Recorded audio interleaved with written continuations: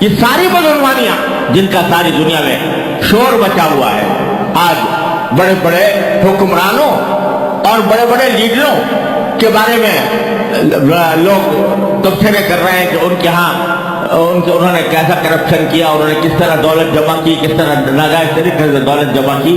کیا ان کو ایسا تھا کہ ان کو کھانے کو نہیں مل رہا تھا، یا ان کے پاس اچھے گھر نہیں تھے رہائش کے لیے؟ کیا ان کو اچھے کپڑے میسر نہیں تھے، اچھے جوتے میسر نہیں تھے، اچھی گاڑیاں میسر نہیں تھی؟ سب کچھ اللہ نے دیا تھا، لیکن اس کے باوجود اس لیے کہ تاکہ اور میری دولت بڑھے، اور ایک وادی اگر سونے کی ہے تو دوسری وادی ہو جائے، دوسری ہے تو تیسری ہو جائے۔ آج رسول کریم صلی اللہ علیہ وسلم نے وادی کا لفظ استعمال فرمایا تھا کہ وادی، سونے کی وادی۔ اب اس کو آج آپ کمپنی کہہ لو کہ ایک کمپنی کا مالک ہو گیا، اب اس کے بعد دوسری کمپنی، اور دوسری کمپنی کا مالک ہو گیا تو تیسری کمپنی، اور تیسری کا مالک ہو گیا چوتھی کمپنی، اور ابن آدم کا پیٹ سوائے مٹی کے کوئی اور چیز نہیں بن سکتی۔ اس کا راستہ تو صرف ایک ہے کہ اللہ تبارک و تعالیٰ کی یاد دل میں ہو، اللہ تعالیٰ کا ذکر اس کے دل و زبان پر ہو، اور اللہ تعالیٰ کے سامنے پیش ہونے کا احساس اس کے دل میں جاگزی ہو، تو پھر اس کو قناعت کا درس ملتا ہے کہ اللہ تبارک و تعالیٰ نے جتنا مجھے حلال طریقے سے عطا فرما دیا وہ اللہ تعالیٰ کا کرم ہے، اس کا فضل ہے، اور اسی پر مجھے اپنے سارے نظام زندگی کو اس کے گرد گھمانا ہے۔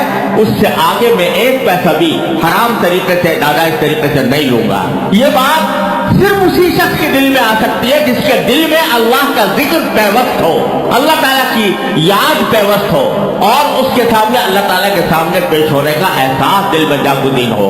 اس لیے اللہ تبارک و تعالیٰ فرمایا، اللہ کے بندو اگر اپنے آپ کو بدعنوانیوں سے، مظالم سے، ناانصافیوں سے، جرائم سے، گناہوں سے بچانا چاہتے ہو تو اس کا طریقہ یہ ہے کہ مجھے کثرت سے یاد کرو۔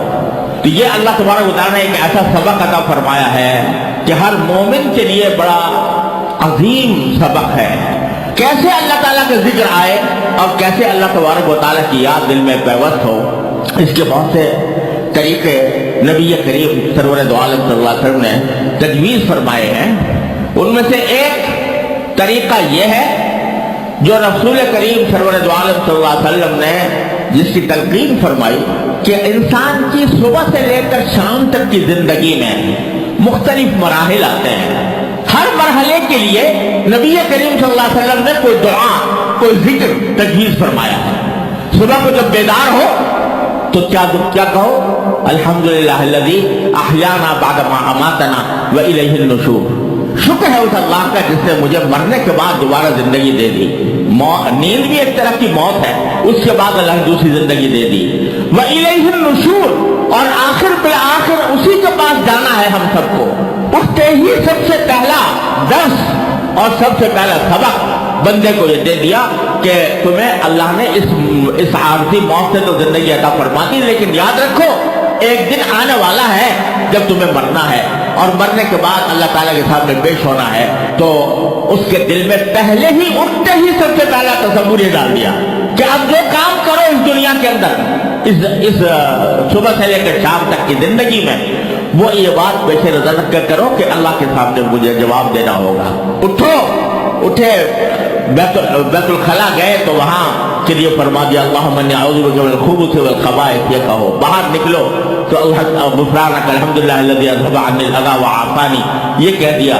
مسجد کی طرف جا رہے ہو تو جاتے ہوئے اللہم اجعل فی قلبی نورا وفی بصری نورا وسمعی فی سمعی نورا وفی وعن یمینی نورا وعن شمالی نورا، کہ اللہ مجھے سراپا نور بنا دیجئے۔ مسجد میں داخل ہو رہا ہو تو کہا اللہم افتح لی ابواب رحمتک، اے اللہ میرے لیے دروازے رحمت کے کھول دیجئے۔ نماز دعائی ذکر، نماز، اس کے بعد وہاں سے باہر نکلے اللہم انی اسألک من فضلک، یا اللہ میں دنیا کی کاروبار میں نکلنے والا ہوں تو میں آپ کا فضل چاہتا ہوں کہ مجھے آپ کا فضل ملے، یعنی اللہ تعالیٰ کی طرف سے حلال روزی ملے۔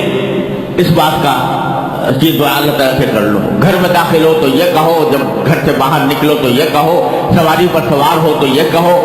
یہ تلقین فرمائی ہے نبی کریم صلی اللہ علیہ وسلم نے ان دعاؤں کی۔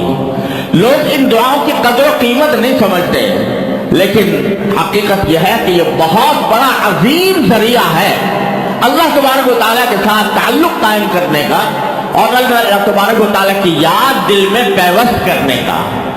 جب آدمی سوچ سمجھ کر یہ دعائیں کرے گا تو اس کو اللہ تعالیٰ کے ساتھ تعلق مضبوط ہوگا اور اللہ تبارک و تعالیٰ کی کے سامنے پیش ہونے کا احساس اس کے دل میں بیدار ہوگا اور وہ اس کو گناہوں سے بچائے گا, اس کو معصیتوں سے بچائے گا, اس کو مظالم سے بچائے گا.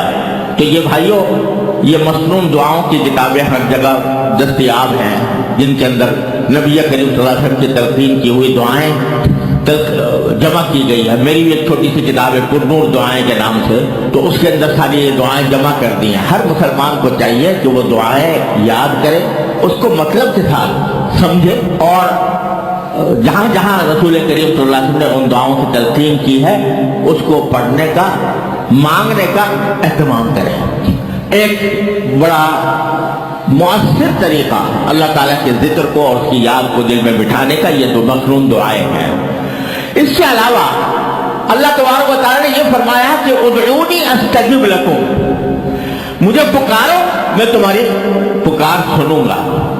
لہذا اپنی ہر حاجت, چھوٹی بڑی, چھوٹی ہو بڑی ہو, کوئی حاجت ہو, وہ اللہ تبارک و تعالیٰ سے مانگنے کی عادت ڈالیں.